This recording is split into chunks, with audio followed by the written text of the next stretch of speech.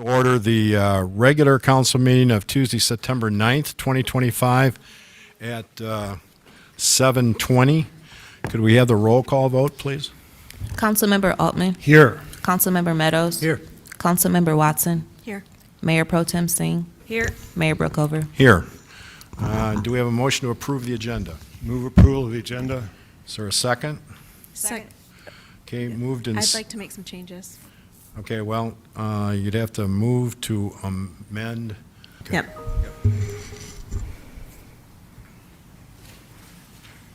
And your motion is what? Do you want me to read the additions now? Well, just the items, yeah. Yeah, the items. I'm interested in adding to the business agenda 2 items, 5.7, which is to release a redacted or a reduced document by Labor Council that compares the proposed changes to the revisions of the ordinance for LEPOC so that they and the community can follow the path. And your second item? And my second one is a discussion about moving the date of the second reading of Ordinance 1533 to October 21st. Okay, is there a second to this motion? Okay, so let's have a roll call vote on the motion to amend the agenda, please. May I make comments? Please, go ahead. Okay. The first one is after some deep discussions about concerns and also access to being able to follow the process for our East Lansing Independent Police Oversight Commission and the changes to their very ordinance. That is where the addition 5.7 came from, so that they can have some type of idea from a legal perspective on where we're going or what the thought process was as they weigh in. And then the second one is the move, because it's either we are considerate of LEPOC's ability to weigh in on the ordinance or we're not, and we show that in our decisions. So LEPOC has met 2 additional times, including on a Friday, a game night, in order to try to keep up. And now they've sent some questions as soon as they could. They're not going to get answers to those questions tomorrow. And if we genuinely want to get their perspective on the ordinance changes, their ordinance changes, then we need to move that second reading back. Once the second reading happens, which is late September, LEPOC meets tomorrow. Once again, they're not going to have the information they asked for. They've already met 2 additional times. But if we keep it at September and do the second reading, then it's just going to go through as is without their thought process. So I'm just putting to action my beliefs on them having an opportunity to have input as well. So that's where the change to October 21st came from for the second reading. Okay, roll call vote on the motion to amend, please. Councilmember Altman. No. Councilmember Meadows. Yes. Councilmember Watson. Yes. Mayor Pro Tem Singh. Yes. Mayor Brookover. Yes. I think we need unanimous consent. Is that correct, Mr. City Attorney? So the motion fails. So we're back to the main motion on approval of the agenda. Can we have a roll call vote on that, please? Councilmember Altman. Yes. Councilmember Meadows. Yes. Councilmember Watson. Yes. Mayor Pro Tem Singh. Yes. Mayor Brookover. Yes. Item 1.3, approval of the minutes of the regular council meeting of 12 August 2025. So moved. I didn't hear who did that. Moved by Meadows. Is there a second? Second. Second by Altman. All those in favor say aye. Aye. Aye. All those opposed, motion passes. Item 2, we have a special presentation, a legislative tribute for former Parks, Recreation, and Arts Director Cathy DeShambo. Do I see our state representative here? Thank you.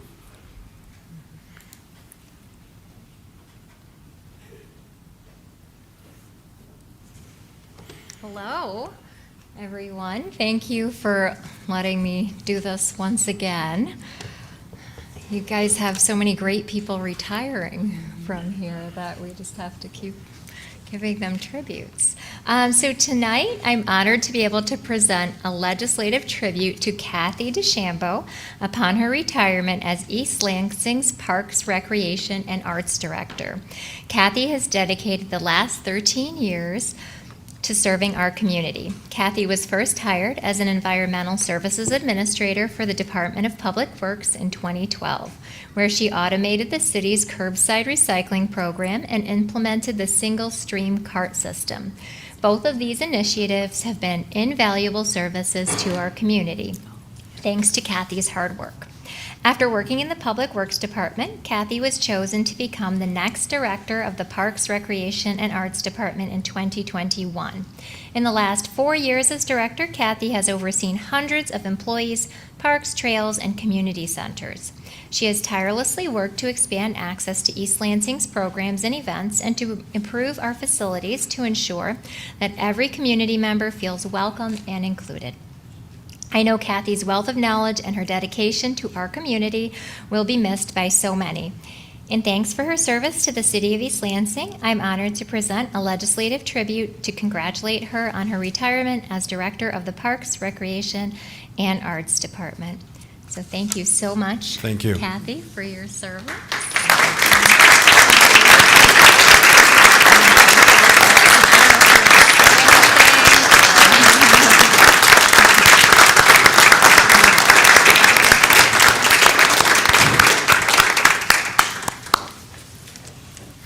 Is it okay if I say something? Absolutely. Okay.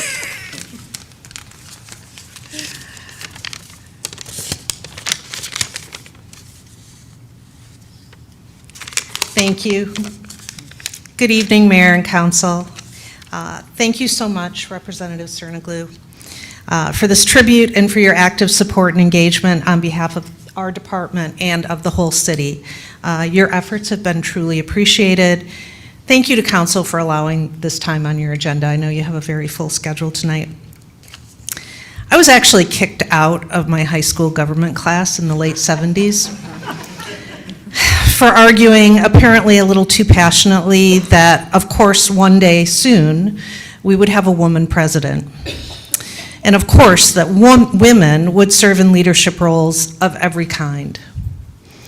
While my voice was not particularly appreciated at that time in that context, I'm proud that my voice found a home and a career that allowed me to serve my community and to amplify the voice of the community through our work. I say our work because I've been fortunate to work alongside extraordinary staff and colleagues who have worked tirelessly, often filling 2 roles at once, foregoing vacations and weekends, and giving unselfishly of themselves because they care deeply about the residents of this community. Their commitment deserves to be seen and appreciated. I would not be here without them, without their support, without their example. I have also been so very fortunate to work alongside dedicated community members, volunteering their time and skills for the good of all. This tribute is not about me individually, but about us collectively. I especially want to recognize Justin Dranke, who is providing outstanding, skilled, experienced, and steadfast leadership as the Acting Director of Parks, Recreation, and Arts. Of course, none of my service would have been possible without my family. Kevin, my husband of over 35 years, and my partner in crime for 38 years, and our amazing daughters, Kelsey and Rachel, continue to teach me lessons in resilience, compassion, and joy every single day.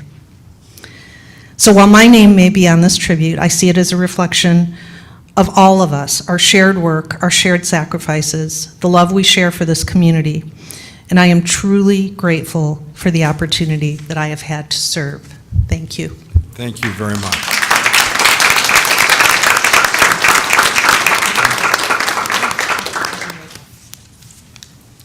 Okay, we move on to communications. Item 3.1, all written communications received by council are posted on the online agenda packet. Item 3.2 is communications from the audience. We have several blue slips. If I call your name, please step up to the microphone and let us know what you're thinking. Jay Goodman. Thank you. Good evening. I'm here to talk about the environment. The environment of East Lansing has decayed. It has decayed due to vagrancy. I'm talking about the downtown area, basically on the north side of Grand River, and Albert between roughly Abbott Road and the clock tower. This is something that you need to put a stop to, like now. How to do this? Well, I think a good start would be to stop providing city services to vagrants. Stop providing services that can facilitate vagrancy. Understand, it's axiomatic that if you subsidize something, you get more of it. Thank you. Okay, thank you. Nadia Sellers? Good evening. I'm here representing the Honey Bear Project and our social justice mission. Mayor Brookhover, Mayor Pro Tem Singh, Robert Bellman, and Chief Jen Brown. I don't know if you're proud of yourselves, but you probably shouldn't be. Freedom of information doesn't flow in the city of East Lansing, and it should. I stand here before you tonight because this moment matters. What happens here doesn't just impact policies, it impacts people, real people, from the community and around the community. And leadership starts from the top. I know this because I'm a CEO myself. We are in 2025. We shouldn't have to live like this. We shouldn't have to beg for basic dignity, for responsiveness, for transparency, and just basic justice. We don't want to be the community that makes national news for injustice. We want to be the community that sets the standards for integrity, but that's not happening. We need to stop separating the word race from the word human race because we're all part of the human race. This community is built on diversity. East Lansing can't thrive while denying the humanity of the very people who fuel this economy and give life to its culture. We all need checks and balances, not just a rubber stamp when something was done right, but to call out when something was done wrong. Without accountability, we will never know the full truth, and the damage would only grow deeper. We all must answer to someone. I benefit from oversight, you guys benefit from oversight, and so should your police department. No CEO can run a company without a board of directors, so why should officers police themselves? A badge and a gun, they're not symbols of unchecked power. They're tools for public service. And when an officer takes the oath, nowhere does it say intimidate, arrest unfairly, or use excessive force. That oath is about protecting and serving, even when the person you're serving doesn't look like you, but look like me. When you use excessive force on black and brown people and make unwarranted arrests, the pain will go away, but the emotional scars will remain for life. This past Welcome Week, I don't know what happened. East Lansing is so quiet all summer, how could you not be prepared? East Lansing saw events that left this community shaken. Some arrests were made. Yes, some may have been justified. But what about the ones that weren't? Who's going to get those young people justice? Because when people don't get justice, they get settlements. And for what I understand, this city doesn't have a lot of money to waste. Settlements takes funds away from schools, programs, and basic services the community needs. When trust and respect are replaced by fear, the foundation of a community collapses. And that's where we are right here, right now in East Lansing. But when you fear the people sworn to serve you, the relationship becomes one of control, not protection. That's not public safety.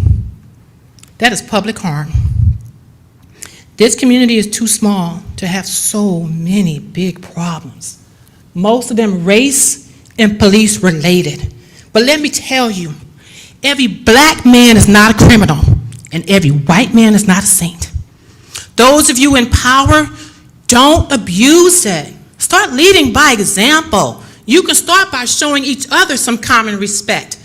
I was at the meeting for the Oversight Committee, And what I understood happened between Mr. Bellarmine and the only African-American city council member, that shouldn't happen. Not in 2025. Please, I beg you, show us that justice is not negotiable. Show us that East Lansing is ready to be better for our kids, not someday, today. Thank you. Thank you for your input. Ally Hayter? Thank you, Mr. Mayor and Council Member. My name is Ali Hayder. I'm a downtown business owner. So I just came here to have my concern related to my business, but after listening to her, I've been into downtown. I will also make a comment about that. My business has been there for like 30 years. So as a downtown East Lansing business owner, I've witnessed a lot of loitering and encampments around our downtown that are harming our community. My employees are quitting due to safety concern, and customer traffic has been declined as people avoid that area generally. This isn't just the crime data to support the concern. In 2023, East Lansing recorded 1,288 total crimes, with a property crime rate 24 per 1,000 resident. That is a lot higher than national average. While Lansing reported a decrease in crime and property-related crime from January to June 25, compared to the same period in 24, East Lansing crime rates remain concerning, especially in downtown area. Out of the total calls that made to 911, 40% were coming from downtown East Lansing. Currently, our camping ordinance only applies to parks, and loitering ordinance was removed. This leaves the downtown, our most important business and community hub, without a basic protection. I urge council to take two steps. First, bring back a narrowly tailored loitering ordinance that target unsafe behavior like blocking entrances and refusing to leave. And second, expand that camping ordinance to include in downtown sidewalk, business district. These actions will restore safety and help downtown thrive again. And just want to add some more comments.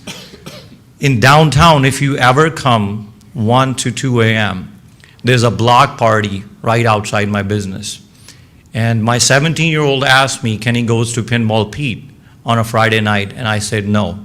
As a business owner, there were 4 friends who wanted to go and spend money at the downtown businesses. I don't think the downtown is safe or secure for families or children. We need more police protection there, and it's not the matter of like race, it's the matter of safety. I'm a brown man, been here for 20 years, never felt anything like that. If somebody has to obey the law, it doesn't matter who it is. But right now, it's a major, major concern, and you guys need to look at it. It's averagely declining around 200 customers per month just for my business. So I'm not sure how other businesses are feeling. People are there and they're making sexual comment to female workers. They cannot even go outside and change a trash bag without like being harassed. And they're standing all on the sidewalks, and it's public property, and there's no eviction they can do. So please do something about it. Thank you. Thank you for your input. I'm gonna not do a good job on this last name. Mary Szlachta? That's pretty close. Is it close? Yeah.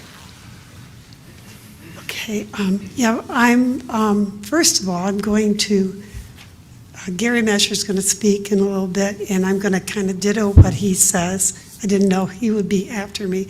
But, you know, I went to our traffic issue, our town hall, that was really good.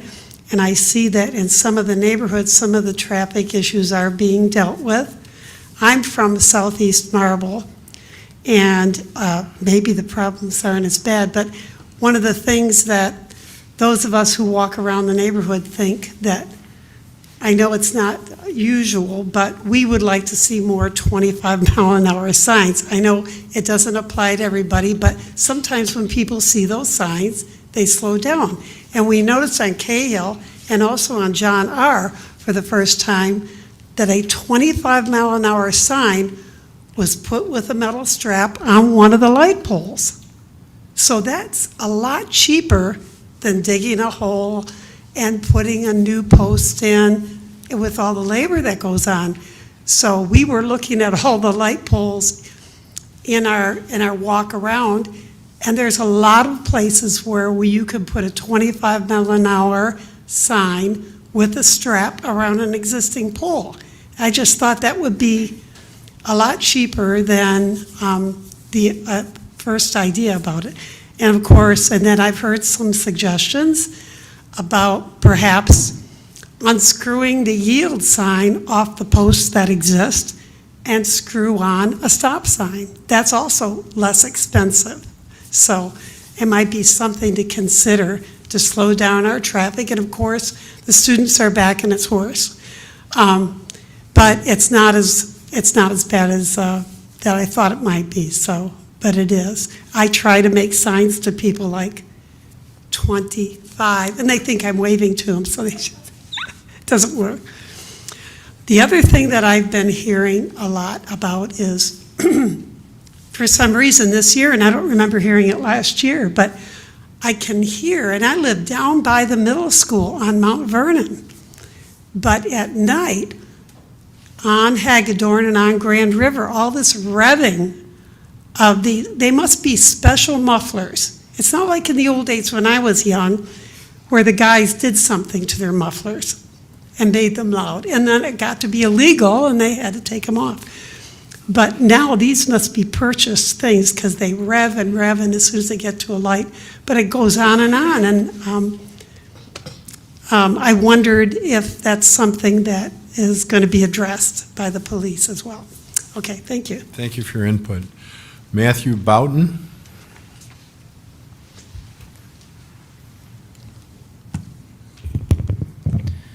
Hello, my name is Matthew Boughton. I am a member of the East Lansing Human Rights Commission, but today I am solely here as a concerned resident of the city of East Lansing.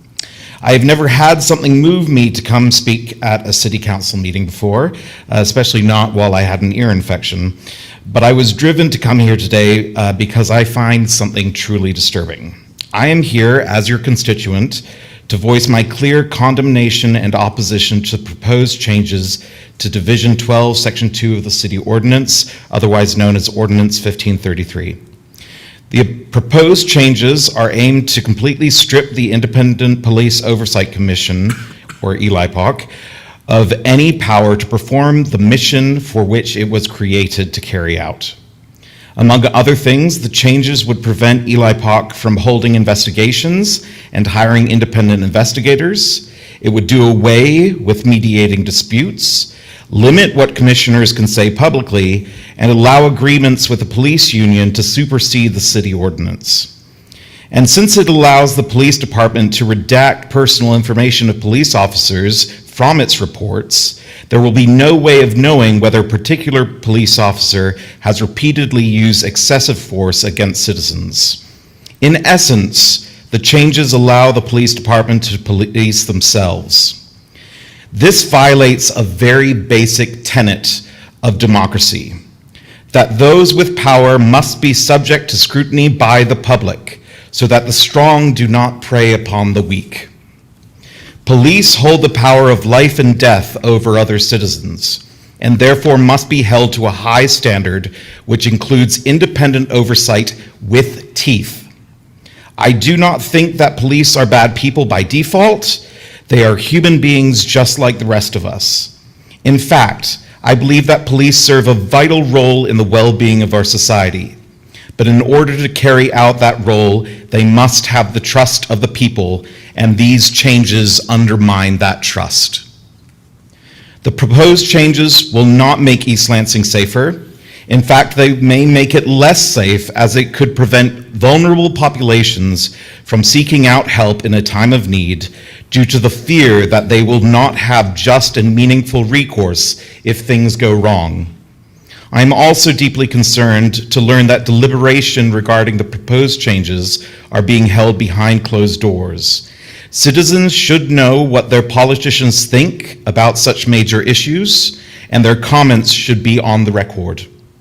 For the good of the city, its residents, and its guests, I urge you to wholly reject the changes proposed to Division 12, Section 2. Thank you. Thank you for your input. Joe David?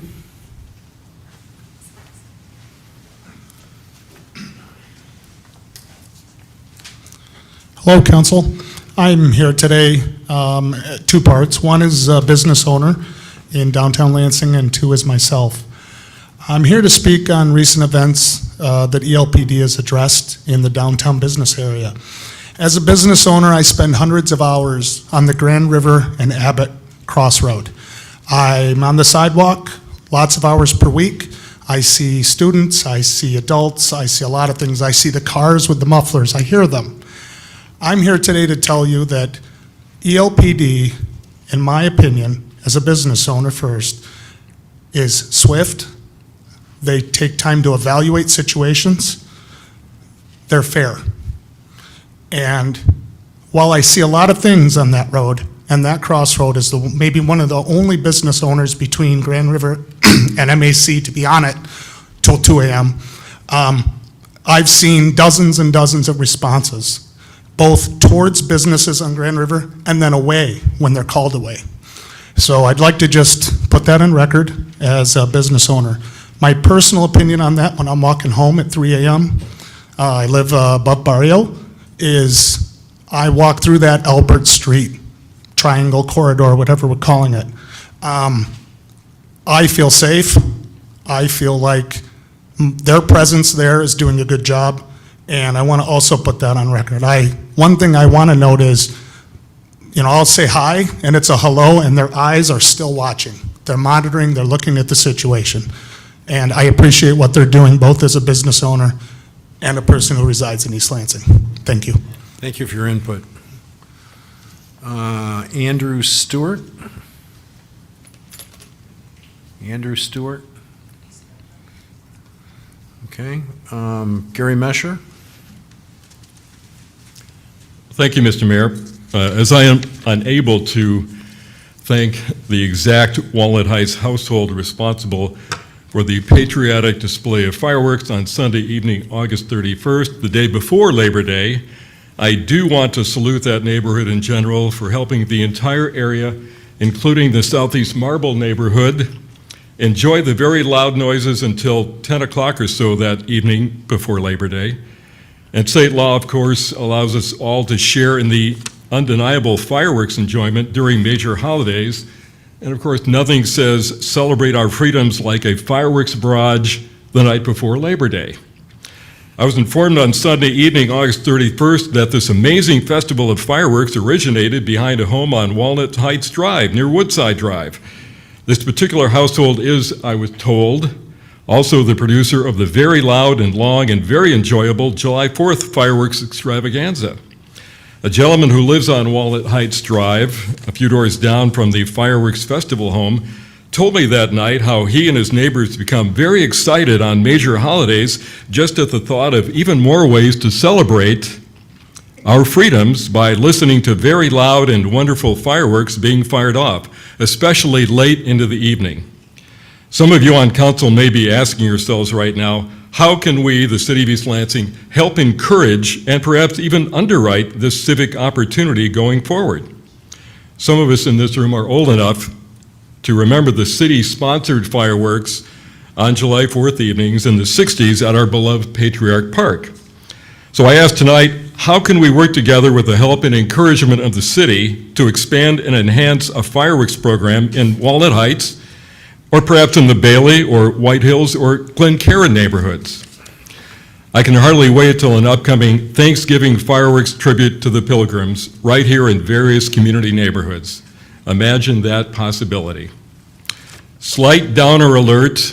Unfortunately, our dog was unable to offer comment on how much he enjoyed all the excitement on the evening of August 31st, as he was with his Chewy toy under our bed for several hours. And a combat veteran in the neighborhood was also unavailable to share his thoughts on whether the fireworks noise was just the tiniest bit of a problem for him that evening. Oh well. I certainly would not want to have the city encourage only small-scale fireworks celebrations for a limited amount of time in consideration of those people in town with no sense of fun and appreciation for fireworks. Because we know that state law overrules even the mildest of encouragement from a city to its residents about such matters. And so I end by asking you to imagine the intergenerational fun and excitement that very loud and sustained fireworks can bring to neighborhoods throughout East Lansing in the months and years ahead. Thank you for your consideration on these ideas. And I also ask, as a citizen of East Lansing and of Southeast Marble, that this council take another look at Ordinance 1541 that was passed on November 1st, 2024. Thank you.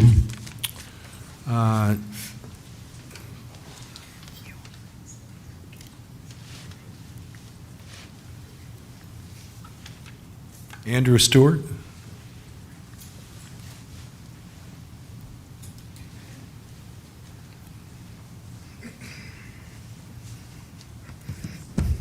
Hello, everyone. My name is Andrew Stewart, and I'm here to share 3 encounters my family and I experienced with the East Lansing Police Department that have left us shaken, fearful, mistrustful of those sworn to protect us. I'm here today because I don't want attention or because I dislike law enforcement. I'm here because what happened to my family should never happen to any family. We were placed in terrifying situations in our own home where we should feel safest.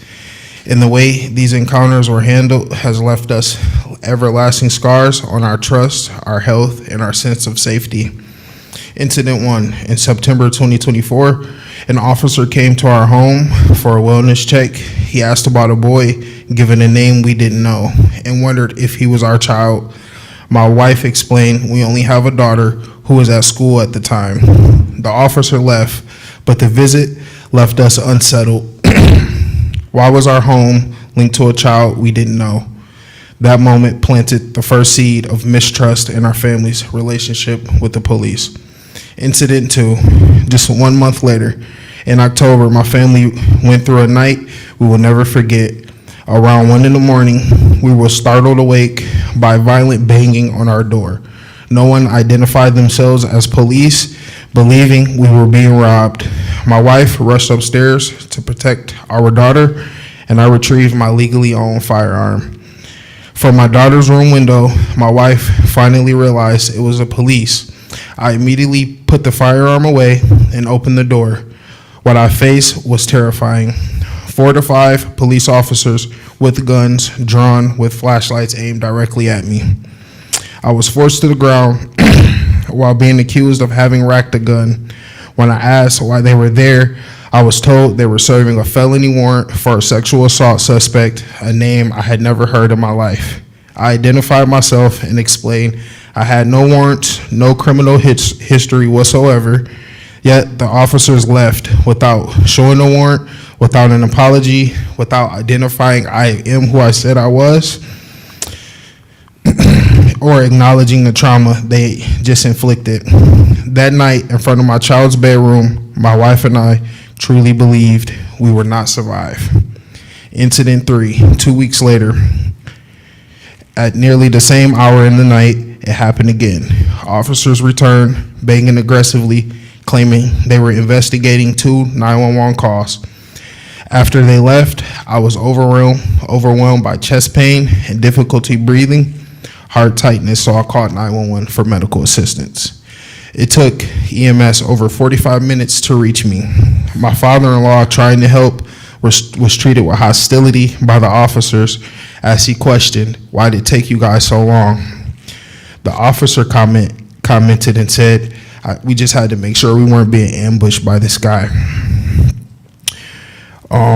Later, I learned that when I sought to file a complaint, I was directed back to Sergeant Horn, who had been involved in the incident. This was not accountability, it was dismissal. He did not tell me that it was an actual form of complaint that I can file with the East Lansing Police. He led me to believe that talking to him was my form of complaint.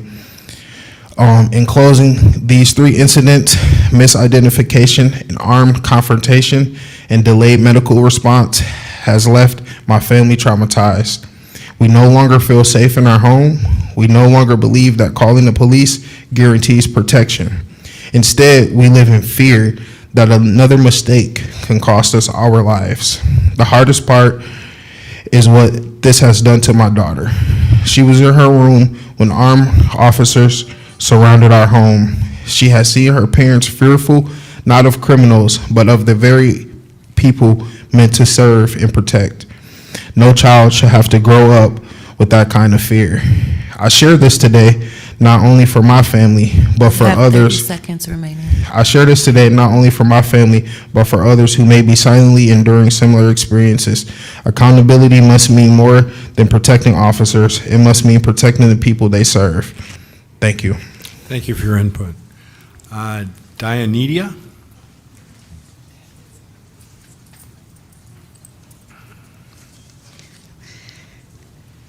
I am here tonight to urge you to continue and to actually strengthen the East Lansing Independent Police Oversight Committee. Many years ago, while my son was a minor, an officer used excessive force in East Lansing. At that time, there was no independent or unbiased committee to review what happened to him. My family was left without answers and without accountability. We suffered harassment, we suffered pullovers, we suffered our plates being ran while we were at home, police sitting outside of our home.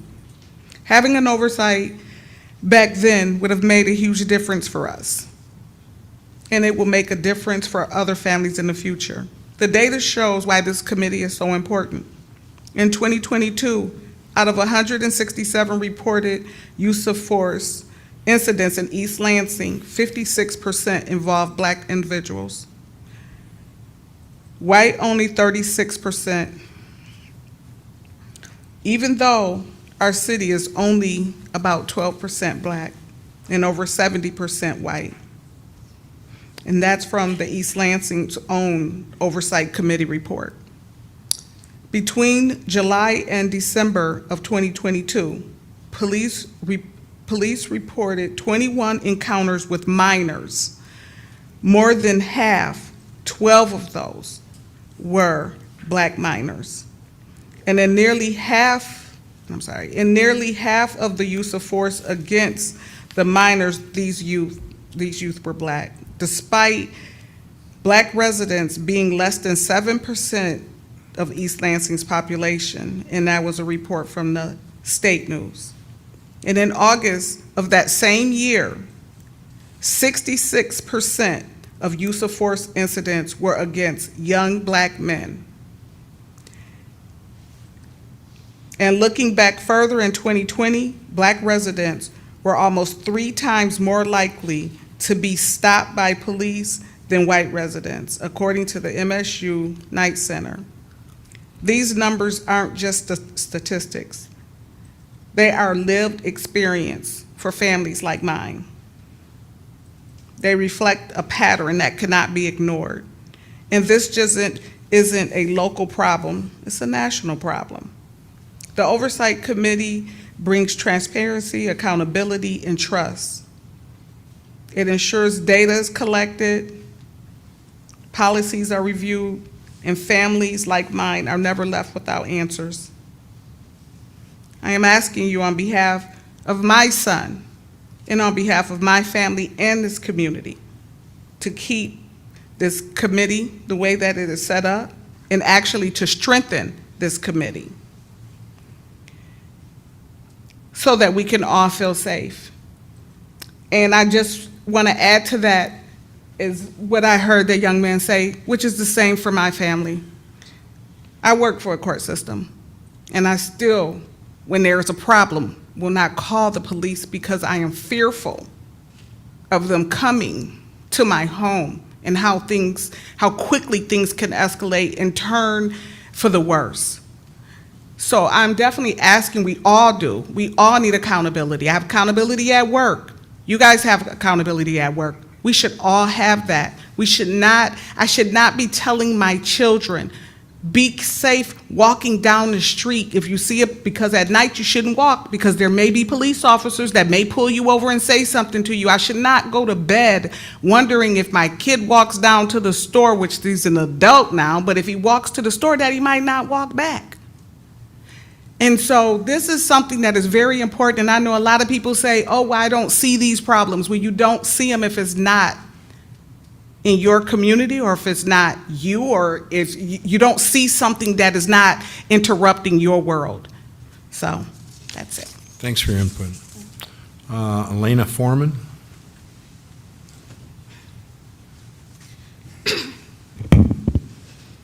Hi, my name is Elena Foreman. I'm a resident of East Lansing and a student at Michigan State University. I'm here to oppose the changes to Division 12, Section 2 of the city ordinance and to speak about the importance of accountability for everyone in power and oversight for the police. While the police can be a life-saving force, they are not immune to corruption and bias.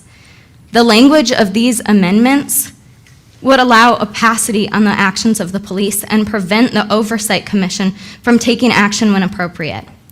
Preventing police officer names from being released in reports prevents necessary transparency in order to identify cases of repeated misconduct. A system where police themselves choose which complaints are to be investigated allows for a biased dismissal of complaints. There are good people on the police force, but we live in a racist, sexist, homophobic, transphobic, and discriminatory society that is growing more dangerous in this political climate every day. This country was founded on racism. That is not an opinion or radical theory, that is fact. Our prison system itself is derived from slavery and has been used to perpetuate it still.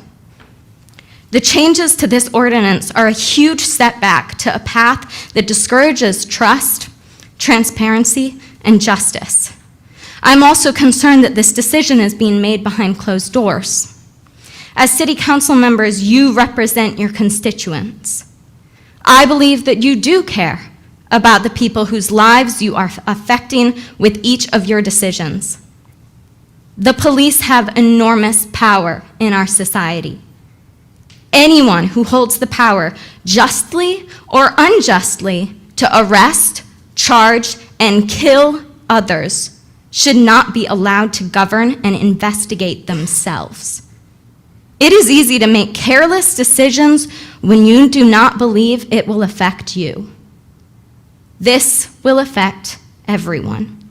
This affects our culture as a whole, limits your power as a citizen in a supposedly democratic country, and I like to think it affects you in who you are in yourself. Are you someone who has empathy for others? Will you go down on the right side of history? Can you live with yourself if you do not choose justice? Show us that you care and make the decision that will protect your people. Do not pass changes that prevent police oversight and transparency. Thank you. Thank you for your input. Paul Vlahakis?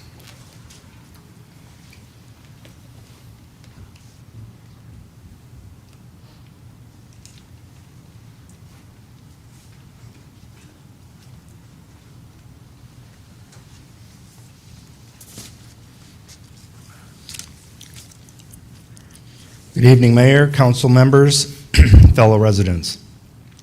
My name is Paul Vlahakis. I'm both a resident and owner of several downtown businesses, including Ella's Teco, Dublin Square, and my office is also in the downtown area. I deeply care about this city, our downtown, our neighborhoods, and the people who make this community what it is. A lot of them are here tonight. Recently, incidents downtown have raised understandable concerns. In moments like these, emotions run high, and questions are natural. But we must remember that our police officers are here to protect us. They often do jobs that are very difficult and dangerous circumstances. Criticizing them unfairly does not make us safer. Supporting them does. As a business owner, I've experienced the direct consequences of safety issues. There have been nights where I've had to close my business early from security concerns. That decision doesn't affect me, it affects my employees, my customers, ultimately the economic health of East Lansing. And a safe downtown is essential for a thriving business, for students, for families, and for our visitors. Let me be clear, I've not seen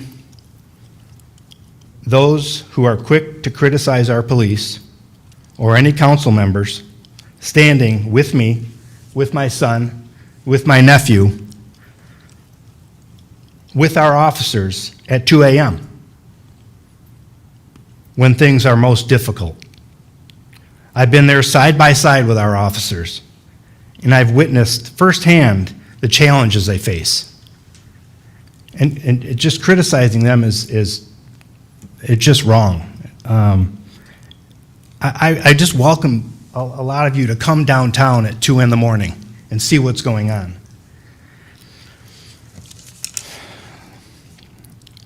One night, a couple weeks ago, I saw a man pull an 8-inch knife and advancing toward another person, shouting threats.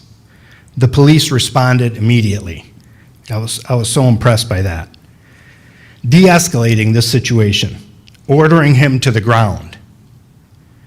And when he refused, they deployed a non-lethal taser. In that moment, I personally wasn't sure if that individual had a gun in the back of his waistband. The officer had no other option. It was the safest option, and I commend the swift, decisive action and ultimately prevented tragedy that night. Unfortunately, that wasn't the only incident that night. There was a large crowd gathered, multiple fights broke out, and chaos ensued. Who rushed in within seconds? Our police. Who else is going to do it? Our police officers. They charged into the violence, deployed pepper spray when necessary, and restored order before somebody was seriously injured or killed. These are the realities our officers face. They cannot stand back and watch. They step forward, put themselves in harm's way to protect us. They are our neighbors, they're our friends, they're our family members. They deserve respect and our gratitude for what they do. Yes, accountability matters, but accountability should not come at the expense of undermining those who protect us.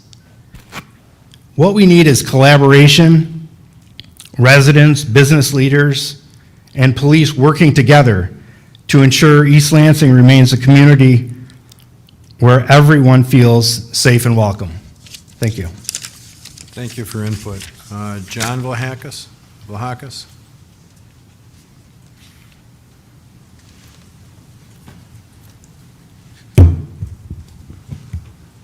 Good evening, Mayor and council members. I just wanted to come here tonight and speak on what I've been hearing and seeing on social media and in the news about what's been happening the last couple weeks in our downtown. Everything that I have seen that's been going around and being said, it's not the same as when you're there seeing it firsthand. I'm there every weekend until I'm the last person out the door at Ellis Teco. I manage at Ellis Teco, and in that plaza out front is where a lot of the problems seem to be happening. It's the biggest open space in the downtown. It's the easiest place for everybody to come together. And when the bar is empty at 2 a.m., everybody seems to filter right to the biggest spot where everybody's at. And one thing leads to another, and they're almost always, without fail, is a problem. I've seen people get shot, stabbed, curb stomped, punched. I mean, the violence that I've seen down there, and this is going back not just the last 2 weeks, this is since COVID, it's really taken off. I've worked at Dublin Square since 2009, and I moved to Ellis Teco in 2012. My time up until COVID, we never saw this kind of active violence consistently. And coming down here, knowing that I'm walking into work, on a Friday or Saturday night, knowing that it's going to happen again tonight, and I need to be aware of my surroundings. I need to keep an eye on my employees. I have employees that are worried about walking to their cars. I've had to drive countless employees to their cars, to their houses. They've waited extra long to be able to leave until crowds have died out front. It's not just that there's crowds out front. It's the crowds are they're out there actively looking for violence, it seems like, after you get to that 2 a.m. mark. A couple weeks ago, that violence started early. The guy that pulled out a knife, I was standing right there on the sidewalk. I was 15 feet away from him. I watched the cops immediately see the guy having an argument with the other man. He starts throwing hand gestures in the air, waving his bandana at him, and then drops his backpack on the ground. He gets in it very aggressively, and immediately I'm standing on the sidewalk, and there's multiple cops around me, and one cop immediately, without hesitation, goes, "Bag." He's in his bag, and they're watching. They're aware of their surroundings. They're watching what he's grabbing for. He pulls out a blade this long and immediately starts going towards the guy. Other people, while he's digging in his bag, are all watching it, and they start running down the alley in between the field house, St. Anne's building, and the liquor store in LS. They all start running, assuming the same thing that I did, that the guy had a gun and he was going to start shooting. He pulls out the knife. The cops were on it immediately. In formation, surrounded him so he couldn't go any which way. They had him locked down, and with immediate commands, drop the knife. But then he stopped. After he dropped the knife, he stopped obeying commands. They don't know what else is on him. They don't know what else he's capable of. He won't get on the ground. So when I saw the cop holster his firearm, pull out the taser, continue to give commands, and still get nothing back, he did what I would assume anybody else would do, is take him down with less lethal force, but control the safety and control the situation before it gets out of control. They were able to do that, and immediately as the guy got tased and went to the ground, they removed the bag from the situation, so there was no more threat with that knife. Then later that night, it carries on again. The bars emptied out, the crowd got bigger, 2 guys were in an altercation, fists started getting thrown. It went from 2 people to 15 to 20 people, like in a blink of an eye. And watching that happen, and I was up on my rooftop at LS, watching it happen firsthand, and watching the cops run in there and not be able to do anything because there's so many people fighting at that time. There's a time when it's not safe for a cop to go in and try and do their job. Their next option is the pepper spray. I'm watching a cop stand there, visually IDing people that are actively fighting, and then he takes pepper spray right to the face. He's in the same situation that all the guys that are down there fighting are doing, and he's down there doing his job, trying to protect and trying to stop the situation from getting worse. If they were not there, that would have gotten a lot worse. So I just want to let everybody know how downtown has been the last couple weeks and how it's been the last 5 years, and hopefully we can come together to make something fix on that. Thanks for your input. Thank you. Tom Bramson, I'm sorry. Good evening. So you all know me as Dewey, and you're probably shocked to know that I'm terrified to speak in public, so I'm going to be really quick. I've been running bars and restaurants and businesses in downtown East Lansing for 40 years. I think you'd be hard-pressed to find anybody that has more law enforcement interaction than me. And really, what I want to say is congratulations to the city manager and the city council for hiring Jen Brown. She has been unbelievable since I've known her. The reaction she had to 3 weeks ago to last week, the amount of police officers, I've never seen that many police officers in this town. The lights went up, all these things to help with the safety downtown. So I think we're on the right track. I certainly feel badly for people that have had negative connotations, but everything I've seen over 40 years, the East Lansing Police Department has been pretty reasonable, and like I said, I'm usually the target of most of their unhappiness being in the bar business in East Lansing. So I also, while I have a second, would like to publicly thank Councilmember Watson, because this is my third time speaking at City Council in 40 years. I won't do it again before you leave, but thank you for encouraging the city manager to engage the merchants before the restaurant fees and license fees were passed on without conversation with the merchants. It meant a lot, and thank you for your service. Thanks for your input. Anybody in the queue? Hello, We have one caller in the queue. please.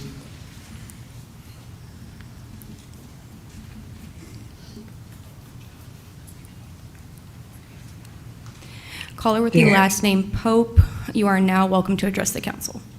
Thank you. Can you hear me? Yes. Thank you. First of all, I'd like to say ditto to all the people who spoke in opposition to the changes for City Ordinance number 1533. My name is Harold Pope. I am the president of the NAACP Lansing, covering the Tri-County area. We're speaking out against the recommended changes to the City Ordinance number 1533. The purpose of an oversight commission is to ensure accountability, transparency, and effective policing by providing an independent mechanism for reviewing police practices, investigating misconduct, and fostering public trust. I'll say that again, fostering public trust. Oversight bodies empower communities by giving them a voice in how they are policed and address public concerns about high-profile incidents, thereby improving policies and maintaining order in accordance with the law.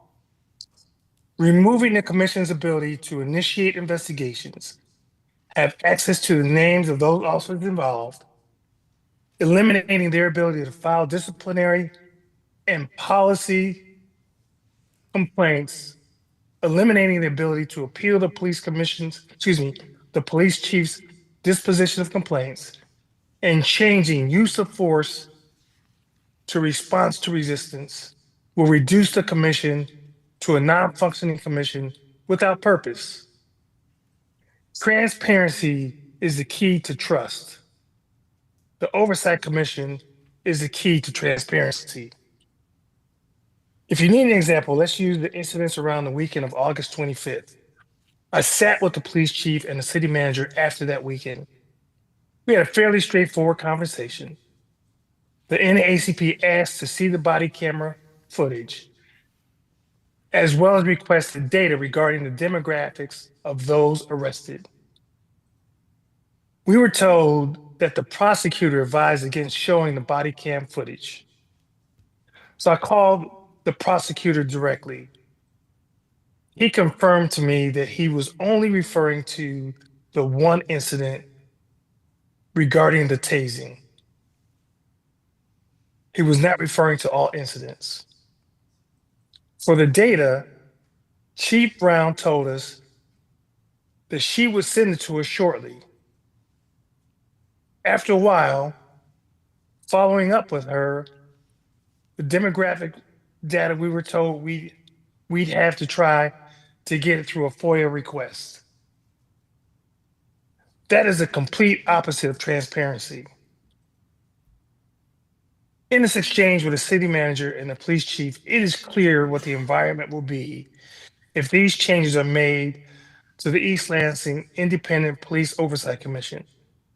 It will be an environment without true oversight, without transparency, and without accountability. The ELPD and citizens of East Lansing will be in an environment with no trust.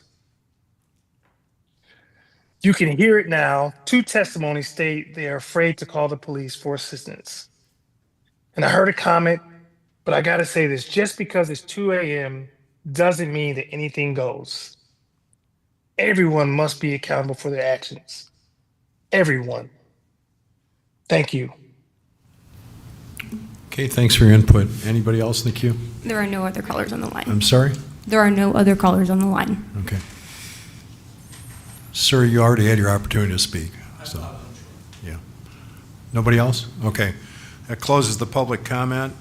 We move to communications from mayor and council members. Mayor Pro Tem? We have one other person who hasn't spoke, his hand's up over here. I don't know if, he rose his hand when you were closing things out.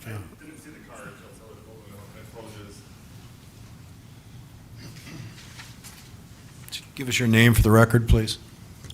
Nathan Izadorek, East Lansing resident. And I'm here today because I sent an email back in July to our city manager and members of the Planning, Building, and Development Department. And I just wanted to read it, put it on record. Good afternoon. It has come to my attention that there was an error committed by staff and the Historic District Commission regarding the first motion from item 5.1 of the June 12th, 2025 Historic District Commission meeting. The motion made by Vice Chair Boyle was to move to approve a notice to proceed for a wooden privacy fence at 407 Marshall. Second by Vadnai. The roll call vote ended with a 3 yes and 2 no decision. The approved minutes from the meeting state motion carried, fence is approved. Article 5, meetings, Section 4 of the Historic District Commission bylaws state, and I do apologize, I didn't notice this until after I sent the email. This is also Section 20-31C of our city ordinance that talks about rules of procedure. The concurring vote of 4 members of the commission shall be necessary to issue a notice to proceed. Vice Chair Boyle's motion did not pass because they needed 4 votes for yes, and they only had 3. And the fence remains non-conforming with the city statutes and ordinances. This error is the latest in a long list of neglect and negligence from the Planning and Building Department over the course of many years regarding this particular property. The actions and decisions of the department continue to have a negative impact on my personal property. I request a response in writing on how this issue will be satisfactorily resolved in the next 10 business days. An inability to respond will only force me to seek alternative options to resolution. And then I end with, please also forward this communication to the Historic District Commission. As of 10 minutes ago, the written communication for the agenda to the Historic District Commission still hasn't been posted online. And I come here tonight just to say I don't know what other options I have for the city to follow its own ordinances, rules, and procedures. And I've never received any sort of affirmation that this email was received, that it was read. No apologies, no feedback whatsoever. And yet I'm still dealing with this non-conforming fence on my property line. So I just bring that to the council's attention tonight. Hopefully by Thursday, we can have some sort of resolution at the Historic District Commission meeting where it's at least discussed and taken care of, because there's so many things that have happened to this property next door to me that has not worked out in a positive fashion. And I would hate to have to go and find other alternative resolutions. So thank you. I'll bring my card up to you, sir. Thanks for your input. I don't need your card. That's fine. Okay. Communications from Mayor and Council members. Mayor Pro Tem. Yes. Just briefly, I want to thank all that came out tonight and offered perspectives on a number of issues that our community continues to face. And I just want to reference that I rarely am outside of my home after 9 p.m. However, I was meeting up with my son downtown after the Friday night game, and it was very eye-opening to see, while it was opening weekend, but the types of crowds and what our businesses as well as people visiting our community are experiencing. I think we need to look at a lot of different options when we think about how to meet the needs of our community, ensure people are both welcomed and safe here. So just want to take a moment to thank everyone. That's it. Councilmember Watson. I'm gonna bounce around a little bit because I was listening to some of the comments and wanted to make some additional comments. So first I'll start with, I've talked with the city manager regarding what went downtown. And the discussion was around, if you ask a police person what to do, they're gonna say, hire more police officers. But what better ideas do we have? What different ideas do we have? Why are we the only Big Ten that had a problematic welcome week? How do Michigan State Police do it? There's football games. There's tons of people on campus. How are they not in the news the way we are? And also, and so my encouragement there is, yes, you ask the police how to solve it, they're gonna say, we need more police officers. But we're also hearing people who find policing problematic and are policed problematically. And so there's more that we can do to solve these problems. We don't just have to want people to be arrested and pepper sprayed and et cetera, et cetera. The next, I wanted to give reference to the comment about me being the sole person that never heard from the city manager about what happened during Welcome Week. And that's what the person was talking about. I learned through TikTok, and I want to tell everyone, they're on TikTok. And if you think you're going to be able to continue to just not give footage and that's going to solve the problem, it's not. We're just asking for transparency. And I learned enough through TikTok, though I'm on the inside. I'm an elected official, but I was the only person that was not informed or called or contacted about what had happened during Welcome Week. And it impacted, you see what I look like, it impacted my people. The next thing I wanted to mention is, here are some words. So body-worn cameras, also you can hear the conversations that are taking place. And so here are some words that I've heard from community members when cops are talking to them. In East Lansing, a cop called the person childish for doing what they were doing, and come to find out that person wasn't, their rights were being violated, and that person wasn't doing anything problematic. But I'm unfamiliar with de-escalation tactics that include demeaning our community members. So childish, that was one of the rules. Another, I've been on a call where a police officer was at a neighborhood meeting and said that a reference to people hating the cops. So that's how you want to represent, and like that's the angle. And again, this is directly from their mouths. And the final one is, I would have shot you. And this was about children horsing around in a backyard, and the police got called, and you can't shoot anyone in your backyard. That's not legal. You can't shoot anyone on your porch, I don't think. So for the cop to say that, that's problematic. It was a young person, that's problematic.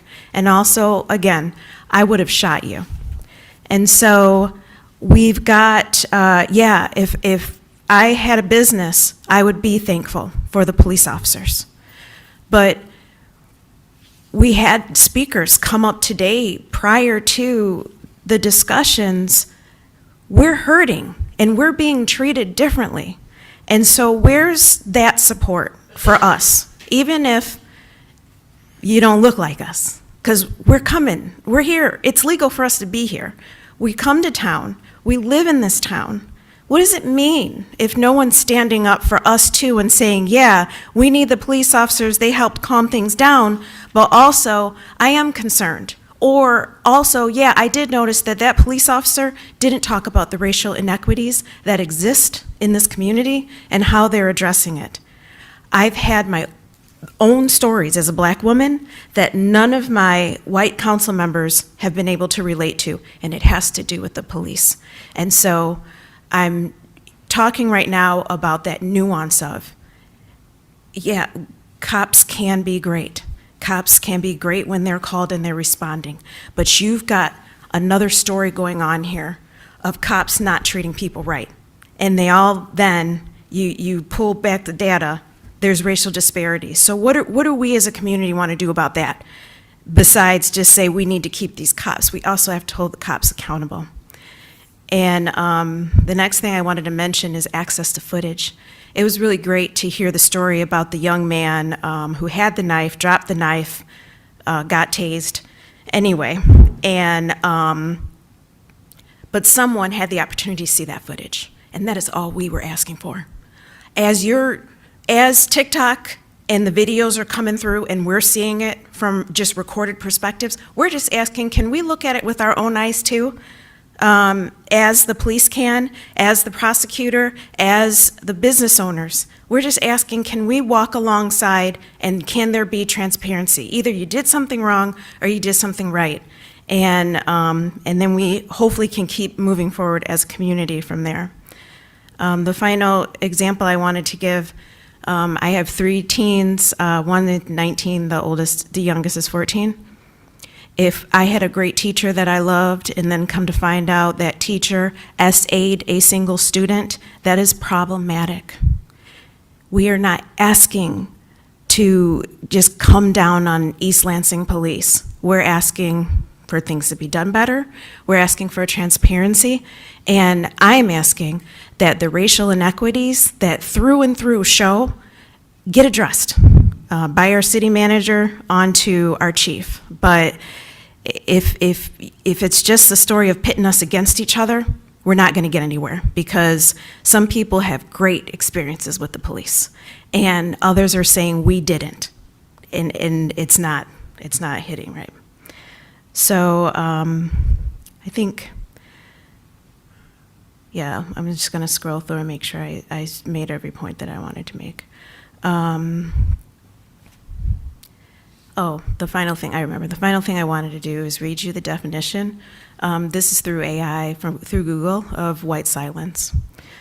White silence describes the refusal or inability of white people to speak out or act against racial inequality, often stemming from fear, discomfort, or a desire to maintain the status quo, and is viewed not as neutrality, but as a form of complicity that perpetuates the systems of white supremacy.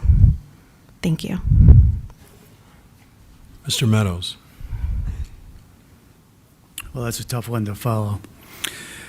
I want to begin by just mentioning that somebody said here that the decision on the LPOC ordinance will be made behind closed doors. It will not be. We will be discussing the LPOC ordinance, and we've only introduced it at this point in time. We have not had our discussion. We've not had any votes with regard to it. We'll be looking at it completely. And while the motion didn't pass this evening, it could be made again at our September 23rd meeting to delay that discussion until the October date that Councilmember Watson had indicated. But there'll be plenty of public discussion and comment with regard to any of the changes that have been proposed with regard to that. I want to sort of second what I heard from Councilmember Watson and the Mayor Pro Tem, that we need to have a public discussion of what's going right in the downtown and what's going wrong. It sounds like there are issues there that we have not actually addressed, at least in a public forum, as to what the options are for the city council and for the city administration to deal with downtown issues.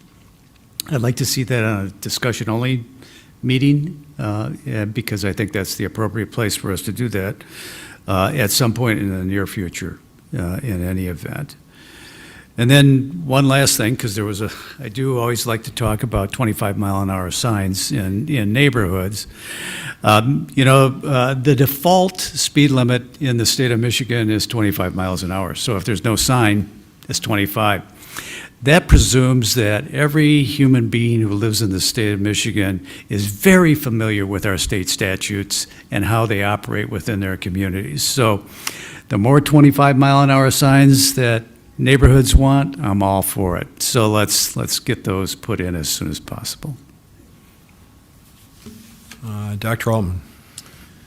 Thank you, Mayor. I wanted to start out by thanking DPW, in particular Director Ron Lacasse, for jumping on a traffic issue in the Chesterfield neighborhood, Chesterfield Hills neighborhood.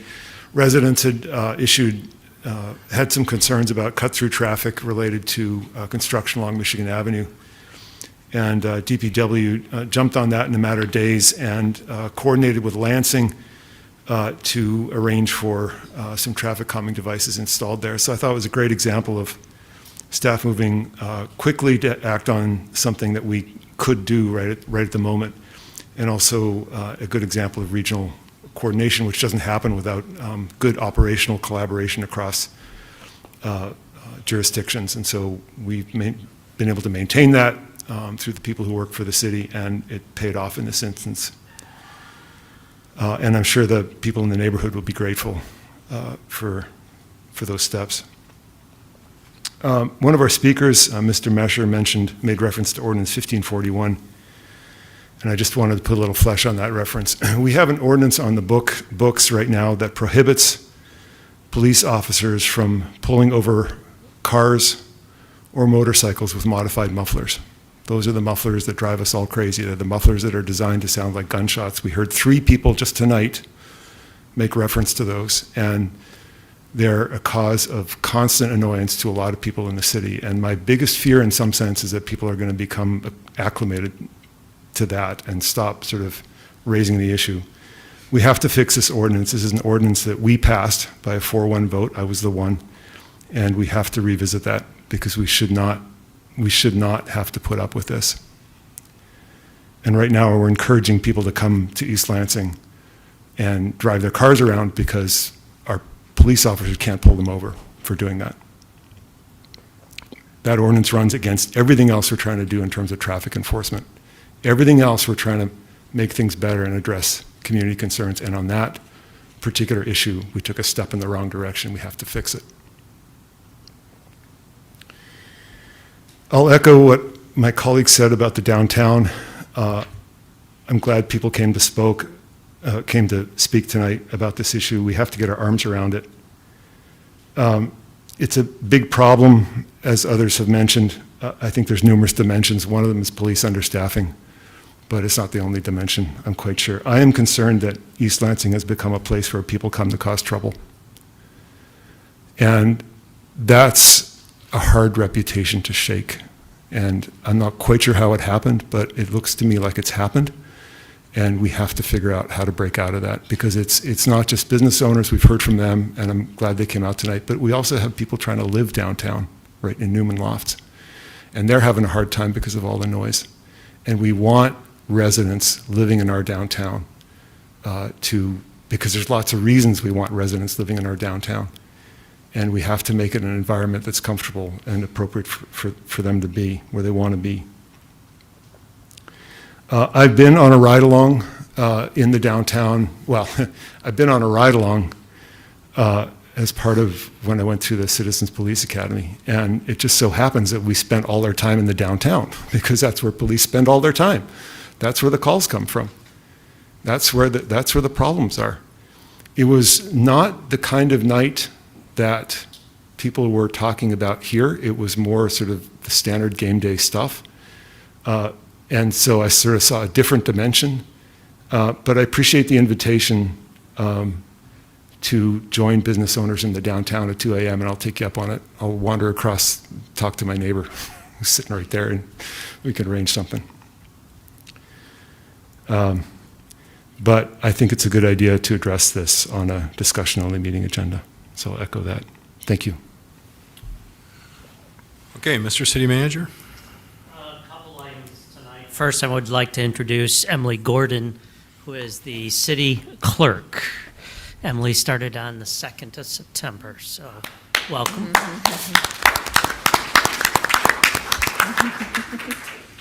And to round out the city clerk's office is A.J. Williams, who is the assistant to city council. She also started on September 2nd, so welcome to both of you. A couple of shout outs or recognition. Amy Gordon, who served both as deputy city clerk and interim city clerk and took on a lot of extra duties for the, 8-9 months after Marie Wicks left the city last year. So thank you, Amy, for holding the office together, your staff with Gina, Lori, and Christina for doing everything that needed to be done and continued smooth operations. Also, I'd like to recognize DBW engineering staff for deploying traffic controls temporary around Glen Caron.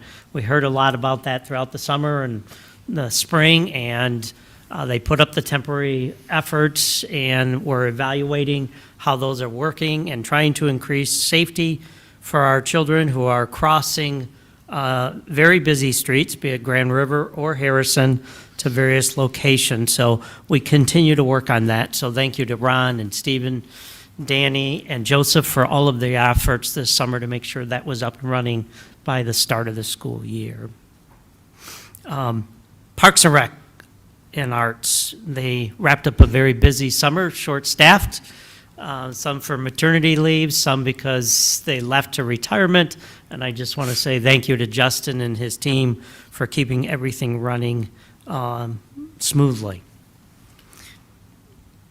Next, I want to just share that the city's seeking input to develop its 5-year community development block grant CDBG consolidated plan, which will cover July 1, 2026 through June 30th, 2031. It's to assess affordable housing and community development needs. There's a survey on the city's website for residents to complete. We encourage you to do that. There are 3 community workshops. One was held last night on a focus area around housing. One on September 17th. Focus area will be on public services. The third will be on public infrastructure on September 30th, both here at Hannah Community Center. And my final comment is, we've heard a couple speakers tonight talk about emails, getting responses, not getting responses. I will say it is overwhelming, the volume of email city staff and myself are managing. So apology if you don't get responses right away. Some emails, even though it's the simplest form of communication, is not simple to answer. We want to make sure we research and ensure our responses are accurate and consistent. And as it relates to traffic, which is where most of those emails are coming in about, it involves a process.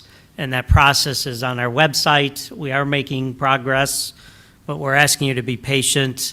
And I know there's frustration, but we are working towards resolution. Some of those traffic control requests will be presented by the traffic engineer to the Transportation Commission in October. And then there will be an invite to MDOT come to Transportation Commission, hopefully in November, to talk about MDOT-related streets, Grand River, Saginaw, and others, Michigan Avenue, to continue their engagement in helping ensure safe crossings for our students and residents. Thank you very much. Okay, Mr. Jopik, any city attorney report? No report this evening, thank you. Thank you. We move on to the consent agenda. Mr. Bellman? 4.1 under the consent agenda is to approve a resolution recognizing October 6, 2025 through October 12, 2025 as Active Aging Week.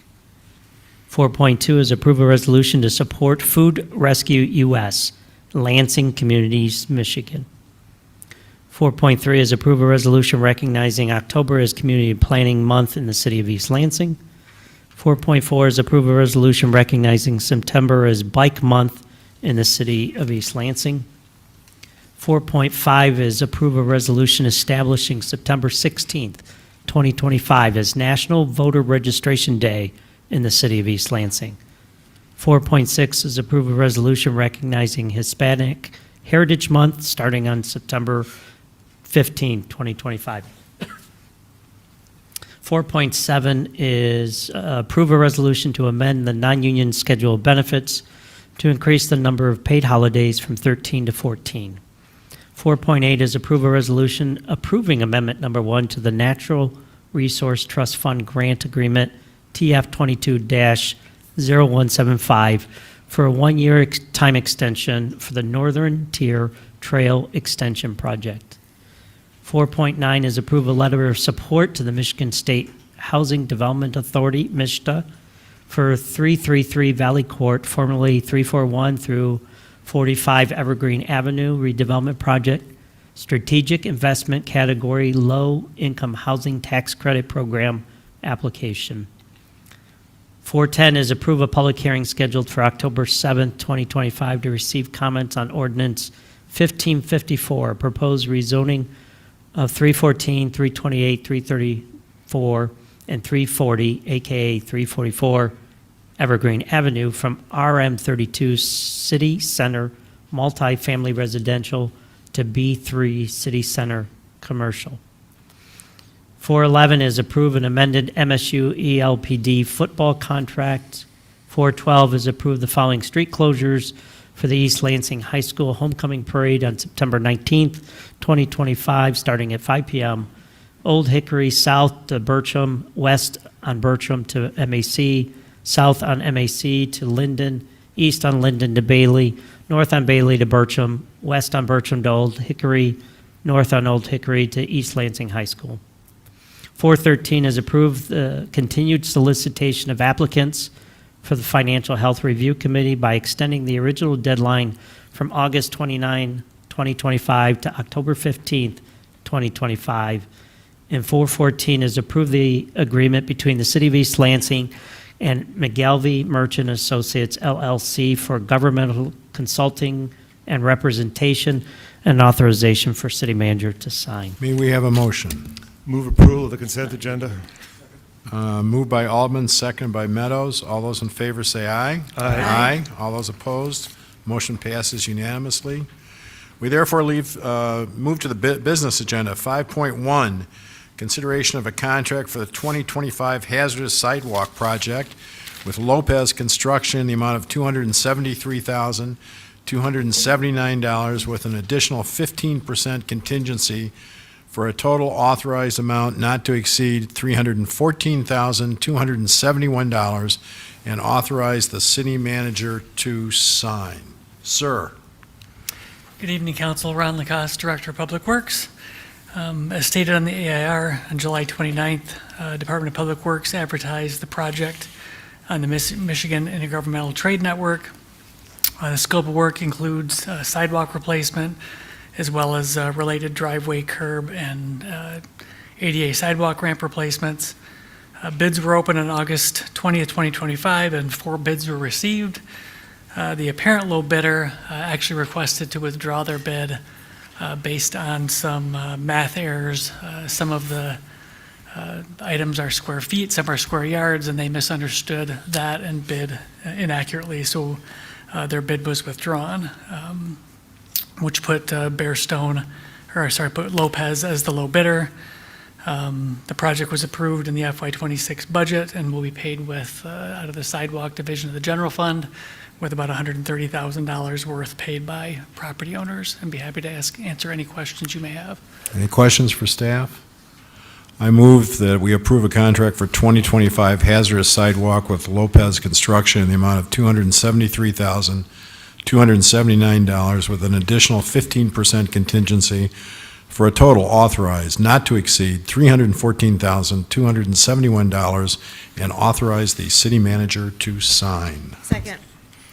Moved and seconded. Any discussion? All those in favor say aye, please. Aye. Aye. Motion passes unanimously. We then move to, thank you, Ron. We then move to item 5.2, ratification of change order number 13 to the East Lansing Hannah Community Center Pool HVAC replacement contract with Nielsen Commercial Construction for $39,073.31 and approval of a related budget amendment. Sir. Good evening, Council. Justin Durenke, Interim Director of Parks, Recreation, and Arts. I have the next two agenda items for you this evening, but up first is a ratification of a change order for the pool HVAC project. And I just want to take a moment to use this opportunity publicly to talk about what's been going on with that project, because I'm sure many have seen that construction project has been delayed. The pool here at the Hannah Community Center is still closed. I am going to tentatively confirm that by the end of September this will be open, barring no additional surprises. But what happened with this project is that when we actually started construction, we had the opportunity to finally open up the walls. You know, unfortunately, sometimes when you have a project, you can't see what's going on until you actually get in there. And what we saw was that there were some steel beams that were corroded significantly because chlorine is highly corrosive and does some damage to metals. And so when we saw that had happened, we needed to bring a structural engineer to evaluate that project and put together some updated proposals in order to really make sure that exterior brick was secure. In order to keep this project moving on schedule, we did pursue the emergency purchasing procedure. And so what we are asking for tonight is ratification of that change order. I'd be happy to answer any other questions about the project, but we'll leave it there. Any questions? Dr. Altman. I thought I read something in here that the corrosion issue is going to be less of an issue moving forward. Yes, thank you for acknowledging that. So part of the challenge that we've encountered with that space is that the existing equipment was not specified with any type of dehumidification. And when you have an indoor pool, it becomes a very humid environment. And humidity plus chlorine really breaks things down a lot faster. And so with this replacement equipment, we are adding a dehumidification unit. And what that'll do is not only make that space more comfortable for our users, but really help preserve the facility much longer into the future. Is there any other treatment that is warranted for the replacement structures that are going in as a function of? One of the things that we are going to take advantage of separately, other than replacing the steel beams that really need to be replaced, is while we have that grate off, we will be coating the other exposed steel with an epoxy that will help prevent corrosion of any other exposed metals. Great. Any other questions for staff? I move we ratify approval of change order number 13 to the East Lansing Hannah Community Center Pool HVAC replacement contract with Nielsen Commercial Construction for $39,073.31 and approve a related budget amendment. Is there a second? Second from Singh. Any discussion? All those in favor say aye. Aye. All those opposed? Motion passes unanimously. We therefore move to item 5.3, consideration of a contract with TK Elevator Corporation for $125,661.59 to replace the control unit and related operating mechanics on the Hannah Community Center lobby elevator and authorize the city manager to sign. Sir. All right. For this project, we are working to ensure compliance with some updated elevator codes that the state of Michigan is phasing in the requirement for. So fortunately, we have the opportunity to look ahead on this, and the requirement to upgrade the elevator that we need to comply with goes into effect on January 1st of 2028. But we're trying to phase this out over all of the elevators that we maintain in the city in order to ensure that we don't have to do everything at the exact same time. So in fiscal year 2025, we did complete the modernization of the City Hall elevator, and the fiscal year 26 budget includes the Hannah lobby elevator modernization. I would be happy to answer any questions you have about the project. Any questions for staff? Do we have a motion? I have a motion to approve a contract with TK Elevator Corporation for $125,661.59 to replace the control unit and related operating mechanics on the Hannah Community Center lobby elevator, subject to final city attorney approval, and authorize the city manager to sign. Is there a second? Second. Okay, I would just like to say as a point of discussion to those who think that we can run the Hannah Center without any money, we're approving tonight something in the vicinity of $165,000 to keep this facility safe and updated for the use of the public. So with that, I'll be voting for the motion. Any other discussion? All those in favor say aye. Aye. All those opposed? Motion passes unanimously. Thank you. Thank you. We therefore move to item 5.3. Excuse me, 5.4. Consideration of a resolution to provide notice of termination to Keller Toma PC for legal services for labor and employment matters. Mr. Belloman. Issue a notice of termination to Keller Tomer. On August 19th, the city received a notice of attorney departure. Notice was that Gary G. Sashatal was leaving Keller Toma and going to a different firm. Subsequent to that, the two remaining labor attorneys, Greg Schultz and Elizabeth Young, are also leaving Keller Toma to restart their own firm that existed prior to merging back in 2018. So there will be no real attorney left at Keller Toma for labor-related matters. Okay, any questions of city manager on that issue? Do we have a go ahead. Do we have a letter from them about this? Is there a letter in the packet from Keller and Toma? Yes, I think there's email correspondence, among other things, isn't there, Mr. Belloman? That's correct. Yeah, what page is that, please?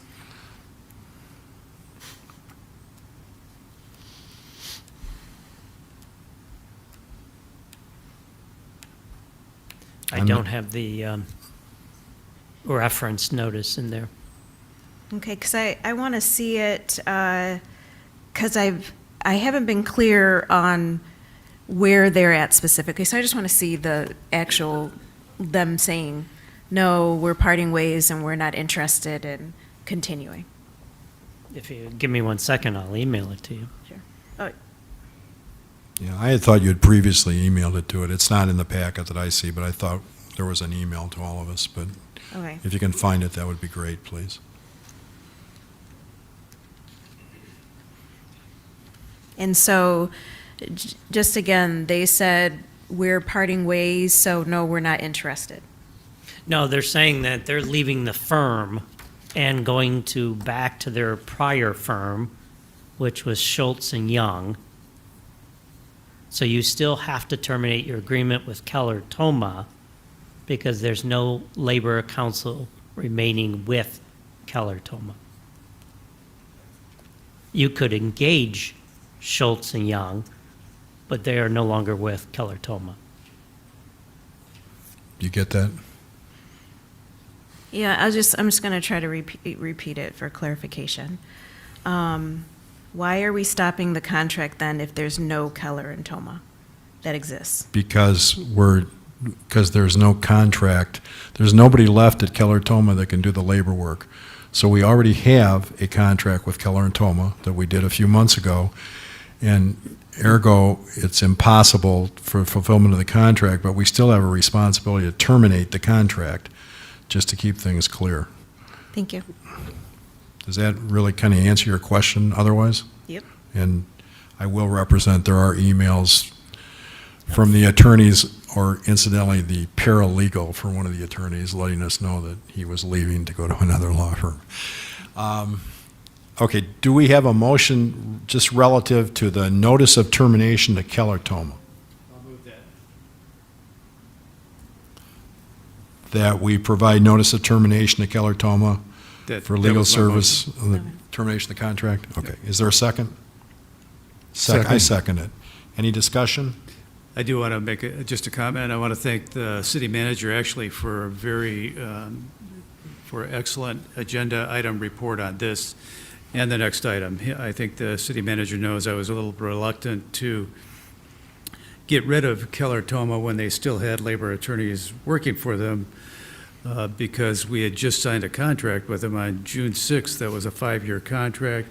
We were able to predict what our costs would be with regard to that contract, but if there's nobody left there to do labor work, it makes sense for us to move on.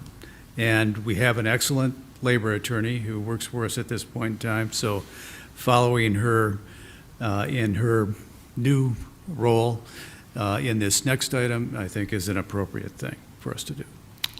Okay, all those in favor of the motion? I have a comment to make. Go too. ahead, please. I'm voting in favor because they don't exist, but it's been hard to understand where Keller and Toma were at specifically as the organization that we went into contract with. So thank you for answering the questions, and that's why I'll be voting in favor of it. Thank you. Okay, all those in favor of the motion, say aye. Aye. All those opposed, motion passes unanimously.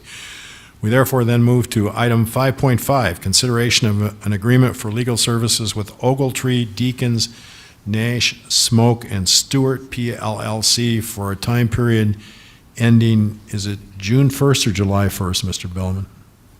I believe it's July 1st. July 1st of 2026. Go ahead, Mr. Bellman. So this is the agreement with the new firm that Gary Sashita, who is our current labor attorney, transitioned to on September 2nd. So the recommendation is to continue Gary in that capacity. Until? I'm getting to your term in 1 second. I want to June 30th, 2026. Thank you. Okay, questions for staff? I've got questions. Sure. So, city council hires and fires and/or fires the city attorneys as well as the city manager. Yes. So, it feels like we should be discussing our options. Now that we've discontinued a contract, it feels like we should be discussing what our choices are and then thinking about where we're going to go from there, as opposed to the city manager proposing one group. Well, I think the city manager in the staff report that you have in front of you has discussed the options that he sees. But it And seems this is like- the, excuse me, yeah. this is the time to discuss those options if you wish. And if you have some other options you want to suggest, you should say those as well. So, It's still set up so that the motion is to keep or not. It's not set up as a conversation to discuss where are we going from here. It's set up so that there's going to be a motion on whether or not to continue with one specific law firm. it's not set up for anything. There's a motion that the city manager has suggested. Oh. This council doesn't have to make that motion. The Yeah. council can make any other motion it wants. The council can make 3 motions if it wants. So the city manager has suggested a course of action, which we can question, we can negate it, we can tell him that he's full of something or other, or we can do something different. So we have a wide-ranging set of possibilities here. And I just want to state again, it seems like the city manager is leading this, not the city council. When the city council hires or fires the attorneys, it seems like we should be taking the lead and having a discussion, not being presented with really one person that the city manager thinks we should go for. So are you thinking that we should do an RFP? Because we had one earlier, correct? That was part of the RFP process for replacing the city attorney, included labor in that RFP, correct? That's correct. Right. And then we decided to go with our existing labor firm at that point in time. So my question is simply, are you suggesting that we do an RFP, a new RFP for Labor Council?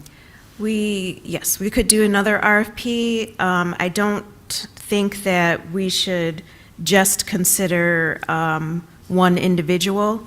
And particularly, I want to point out, we're being asked to pay more money, and it's so hard for me to agree to paying even more money when we're asking our citizens to vote on a millage, to give back some money because we lost some money and we messed some things up. So we just, again, had Ron Lacoste present, and he talked about the lowest bidder. He didn't talk about the highest bidder and going for that. And so I just kind of like to match that energy.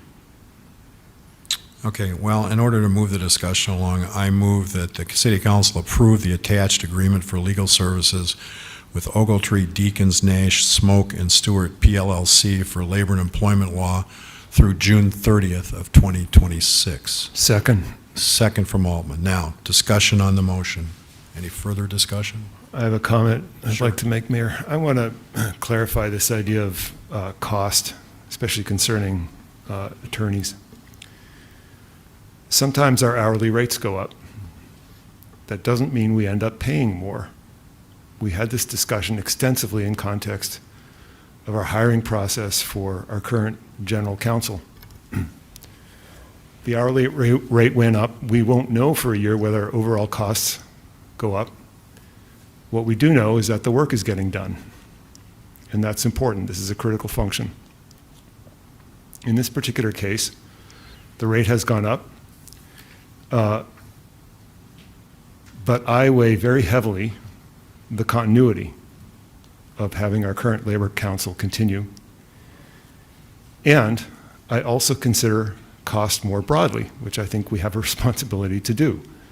The cost of a labor negotiation going south can be very high, especially if it ends up in arbitration. And so the potential risks dwarf, in my mind, the relatively small, in total cost, increase in related to hourly rates.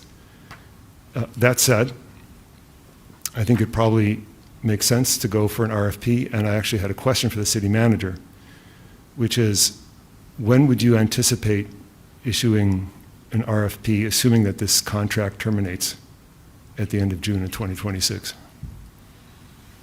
Is this a process we would start in March, potentially, or April? I think we could start it right after the first of the year and start preparing the document and then soliciting proposals. And get a head start? Yes. Yep. So that timeline makes sense to me. Okay, other discussion on the motion? I'll just say ditto to what Councilmember Altman just said. I think that by the mayor setting the end of this contract at June 30, 2026, that gives us time to evaluate where we're going to go forward. With the timeline that was just discussed, it certainly seems to me that we can be prepared for new council or continuing this contract through the budget process by taking a look at it and whoever might bid on this RFP. Okay, any further discussion? Yeah, I was wondering, when do we go into negotiations again with the police and fire? Next year, Timeframe, the month. 2026. Yeah, like the month. I don't think there's a precise month, is there? I thought there was. They start looking at them in April. So looking at them in April, and then are they typically ratified in June of 26? Some are, some go longer depending on what the demands are. Next year. So. Okay. Starting in a neutral place for me would have been to discuss what's happened, and not just have a person suggested from the city manager rise to the top. Our community has talked to us about the Independent Police Oversight Commission. Our current labor attorney is deeply tied into that, and I'm looking for a reset. And also, if nobody else is asking us to approve higher bidders, if we're asking our community to vote yes on a millage, I'm not going to be the one that then says, once again, we should pay an attorney even more money. It's like, well, why didn't she come back with the same rates? And that's not what happened, and we just went into contract with this group.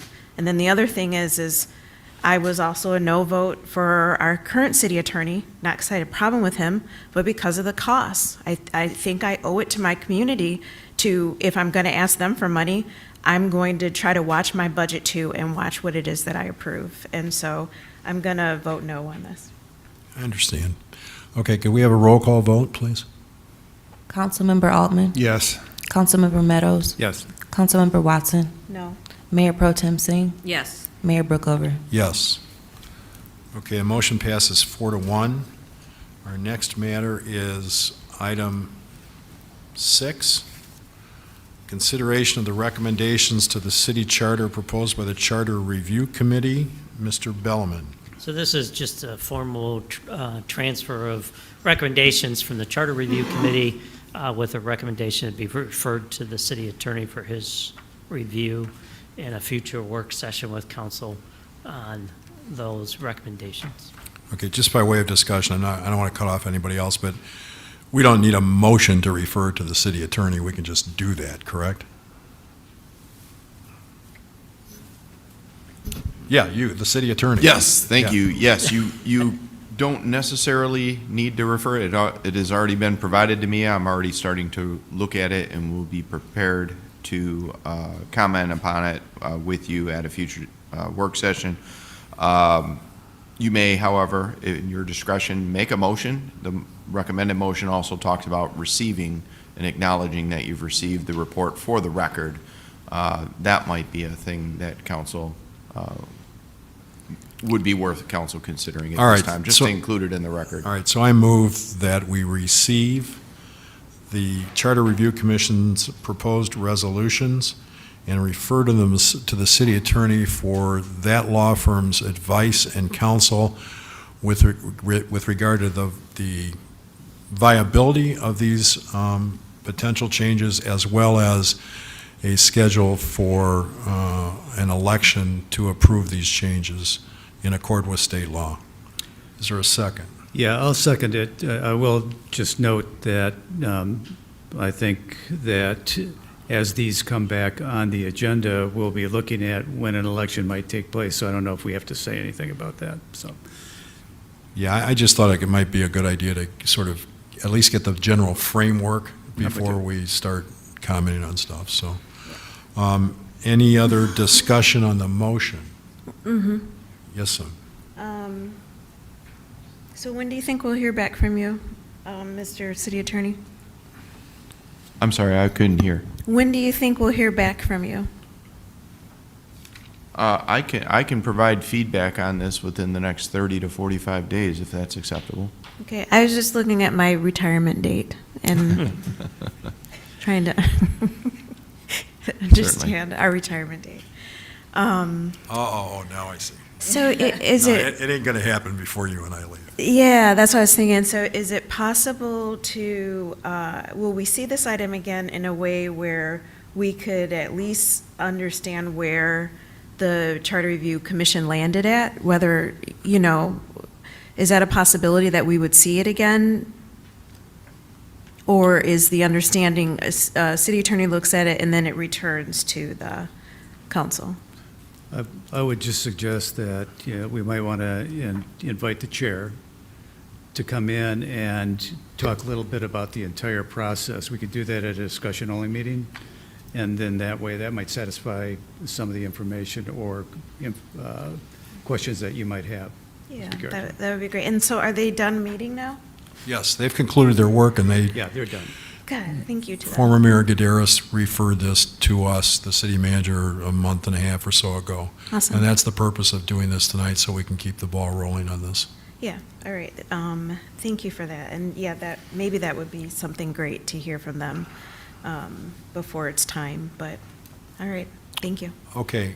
Yes, sir, Dr. Altman. In anticipation that we would be having a little bit of a discussion on this issue tonight, I did prepare some notes on some of the specific proposals, and so I'm just going to pass them along because I think it probably doesn't hurt to get those on the table sooner rather than later. So what I was hoping for was something similar to what the mayor suggested, but basically an evaluation of each proposal as either legally advisable, legally neutral, or legally inadvisable. In other words, legally advisable could include, for example, changes we need to make in order to become compliant with state law, or changes we need to make in order to reduce ambiguity in charter language. Those are two categories that I would put under that. And then some of the changes are pretty substantive, and I would want an opinion about whether they make sense. So the goal, in my mind, would be to get a sense of which to prioritize, so that we can get the legally important ones on an earlier election, and then maybe leave more time to think about some of the others. I had questions specifically about 2025-1, which proposes new timing parameters for initiatory ordinances. The proposal is to change from a 6-month period for signatures to 12 months, and a requirement to offer essentially free review by the city clerk of a petition. And I would be interested in knowing whether those requirements are standard or common in other charters. And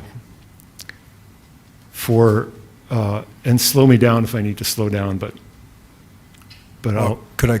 Could I maybe just suggest that in addition to doing what you're doing tonight, you send something in writing to Mr. Jopp? I'm happy to do that. I will email my notes to you and to the council and the city manager when I'm done, but I do want to read them into the record. Yeah, I understand.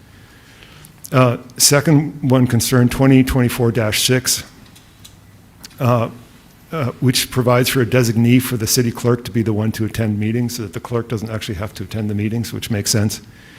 But I think we should do something parallel to allow a designee of the chief of police to serve as sergeant at arms. Currently, there's a provision 4.7 sub G, which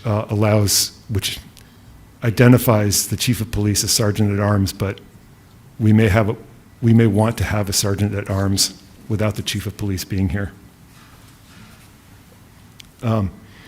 2025-19, it occurs to me that the library board should have, the library director should have some of the same protections from interference by the library board that the city manager has from interference by the city council. If that, I think there have been some issues of the past couple of years that suggest that would be a useful provision to add to the charter, and my question is whether we can do this and what that would look like, because there are already a bunch of suggested changes for the library board in the charter, and I think this would be one that I would like to consider. I also had a lot of questions about 2025-20, which nominally deals with transparency.